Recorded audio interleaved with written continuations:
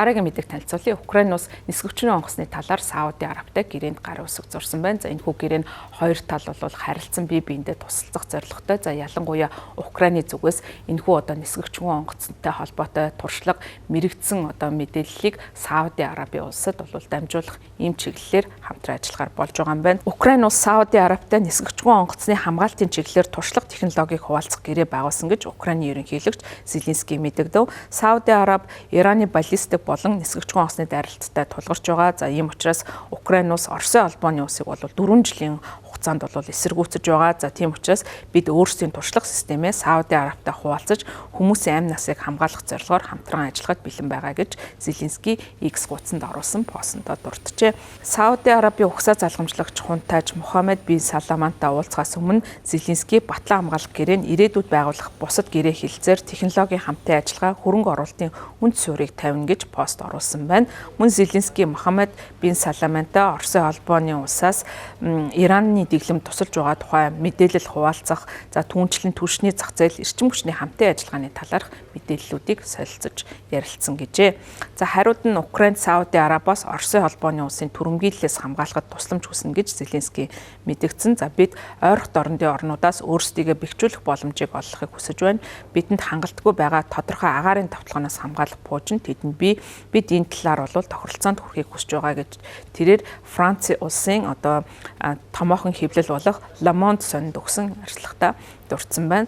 Дрон эсэргүүцэх байлдааны электрон систем үйлдвэрлэдэг Украины Квертас компани Сауди Араб, Кувейт улс тухайн компанид хандсан гэсэн мэдэгдэл хийсэн. Бид бүтээгдэхүүнээ экспортлох зөвшөөрөл хүлээж байгаа. За энэ нь зөвхөн бизнесийн тухай биш, дрон зарах тухай биш, улс төрийн асуудал учраас бид засгийн газартайгаа уялдаа холбоотой зохицуулалттай ажиллах шаардлагатай гэдгийг ойлгож байгаа гэж тус компани гүйцэтгэх захирал Ярослав Филимонов BBC-д өгсөн ярилцлаганд хэлсэн байна. За Украины бас нэгэн үйлдвэрлэгч болох TF Industries компани захирал Владимир Зиновский Украины аюулгүй байдал эрсдэлд орох учраас засгийн газрын экспортын зөвшөөрлийг хүлээхэд татгалзах зүйлгүй байгаагаа хэлсэн байна. Зиновский хэлэхдээ Сауди Араб, Катар, Арабын нэгдсэн Эмират, Кувейтийн төлөөлөгч тус компанид хандсан боловч энэ талаар Украины засгийн газартай хэлэлцэх талаараа тэдэнд мэдгцэн гэж хэлсэн байна.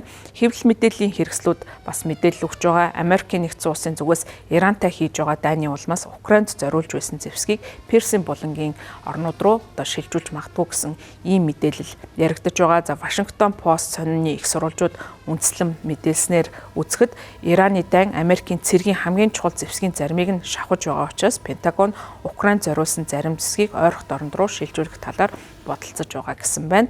Энэ байдал нь Украины хувьд нисгэгчрийн онгоцны хэлэлцээрийг улам бүр чухал болгож байгаа юм. Пүрэв гарагт энэ талаар асуухад Америкийн нэгдсэн улсын ерөнхийлөгч Дональд Трамп Америкийн нэгдсэн улс зэвсгээ нэг бүс нутгаас нөгөө рүү илгээх нь олонтой гэж хэлээд бид үүнийг байнга хийдэг. Заримдаа нэг бүсээс нь аваад нөгөө рүү нь ашигладаг гэсэн ийм мэдээллийг өгч байгаа юм. За өөрөөр хэлбэл энэхүү мэдээллээс үзэхэд цаашдаа Украины дайн бол Америкийн нэгдсэн улс төдийлөн чухал биш болох нь харагдаж байгаа юм. За өөрөөр хэлбэл Америкийн нэгдсэн улс хүчээ ойрхон дорнодын бүс нутаг руу илүүтэй хаях магадaltaй. За энэ нь бол Украинд сөрөг нөлөөллийг үзүүлж байгаа. За тийм учраас үүнээс сэргийлэх зорилгоор бусад орнуудтай батлан хамгаалах чиглэлээр Украин улс хамтын ажиллагаагаа өргөжүүлж дахиад Оросын холбооны улстай дайн байлдааны үйл ажиллагаа өргөжүүлэхэд бэлэн байдлаа хангахаар ажиллаж байгаа нь энэхүү хэлэлцээрээс харагдаж байгаа юм. За Сауди Араб болон Арабын бусад орнуудын Персийн болон байгаа орнуудын зүгээс Ираны дроны давталгаанд байнга өртөж байгаа. За мөн Иран улсын зүгээс Оросын холбооны улсад өөрийн шахаад нэртэй бас дроноо нийлүүлж байсан. За үүнийг нь устгах, за мөн түүнтэй холбоотой технологийн туршлага нь бол Украинд байгаа гэж үзэж байгаа учраас тус улсад хандаж хамтын ажиллагаагаа өргөжүүлж байгаа нь энэхүү хэлэлцээр болж байна.